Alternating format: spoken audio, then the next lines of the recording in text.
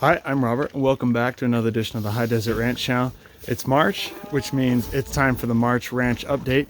So come along as I talk to you about the things that are going to be happening in the month of March, as well as some of the things that are still happening, such as the bitter cold and snow behind me. So come along and let's get started.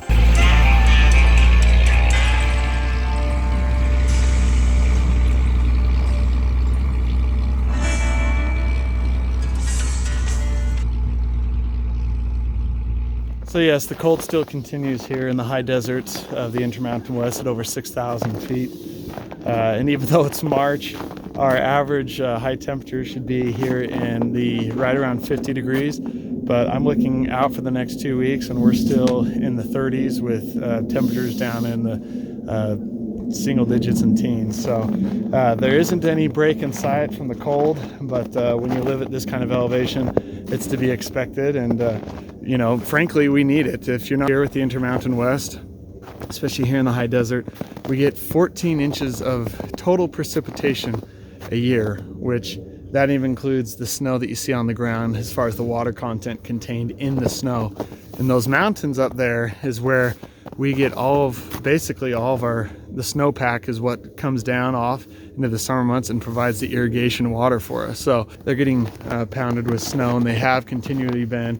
And speaking of those mountains, as part of one of our things we're going to be doing here in the month of March is we're going to be picking up some late calvers and even some first-year heifers from a very reputable breeder up over those mountains. So definitely join us. If you're new to the channel, welcome. Please subscribe, because things are really looking good for 2023, and you'll be able to see just what I'm talking about as we go up over 10,000 feet over that mountain pass. Those mountains that I showed you, they're 11,000 feet and higher, and so you'll see just how tall the snow is. We'll be lucky to even see up over the snow as we drive along the highway mountain pass in the truck to go pick up those late calvers. But that'll be another adventure for another day, which both Shay and I are very much looking forward to as we look to continue to expand the operations of the ranch and even ensure its successful future now and beyond. Because if there's one thing too that I'll also be talking about, speaking of cows, is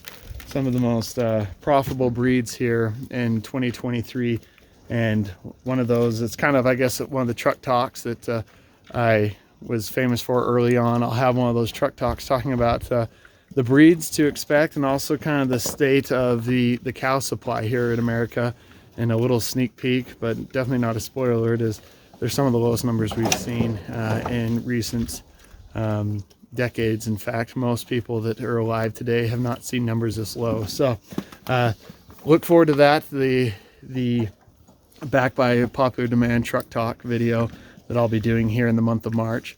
And also too, we've taken a load to the processor of hogs. There will be none of that going on this month of March, or will be most likely in May, as well as Tammy, one of our sows. Let me give you a picture.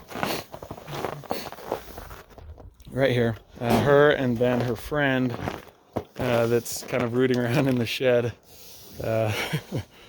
She'll both be probably farrowing here in the month of May as well. So still got a couple months out, which it's a little bit off the cycle that we'd want, but we'll get them back on the cycle. And usually April is end of March, beginning of April is when we like to have them farrow here in the high desert, just because of the cold.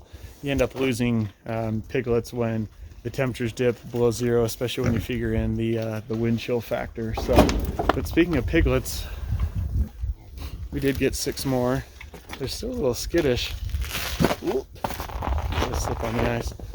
You probably can't see them, but I will be doing a little video to introduce what my daughter has called Wilbur, and I'll also introduce you to a spider called Charlotte. I'm just kidding. But we will be introducing you to a little guy named Wilbur. He was the runt. I really didn't want him, but my daughter, she's very fond of animals, which is totally fine with me. She definitely championed for him, and so we're keeping him around, and we'll see just how well he does. This cold has been pretty harsh even so far, and I was a little worried about him that he wouldn't even make it, but he appears to be doing fine. He is definitely the runt. He doesn't get pushed around as I've observed at feeding time and whatnot. It is just what it is when it comes to his size and his nature, I guess. He's very gentle, but we'll be doing an episode about, like I say, Wilbur. Don't name your food, but my daughter did, so we'll see what happens. He might be some pig or, yeah, something like that. So I'm kind of excited to do a little story about him. And then also here in the month of March, I'll be introducing you to our feeder camp group. We've got a couple that will be processed here in May, and so we've got to move them into feeder camp, feeder cow camp, steer camp, or whatever you want to call it, feeder steer camp. And they're these guys that we bought way back last year at the sell barn. These two guys, we bought them at the sell barn, which that was kind of a fun video. It's entitled Blackie, what is it called? Calf Loose, our trip to the sell barn. I'll put a link in the video description box below.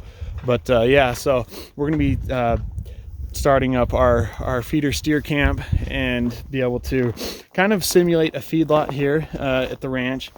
Not that they'll be walking in ankle deep mud, and they won't be able to hardly move from the feeding trough to the watering trough, but a place where we need to kind of intensify what is happening, because we do have both grass-fed and then kind of also grass-fed, grass-finished, and then grass-fed, grain-finished here at the ranch too. We have those options for people. So these two will be the grain-finished, and so we'll be introducing them to that phase and kind of a new part of the ranch as we enter into year 2 of reviving the family ranch. Now I'm now 5th generation here, and so we're going to just see exactly what we need to do to as we enter into that and we ramp up our feedlot program here, or at least simulate on a small scale of feedlot here on the ranch. I'll also be doing in my continued breeding stock video series as far as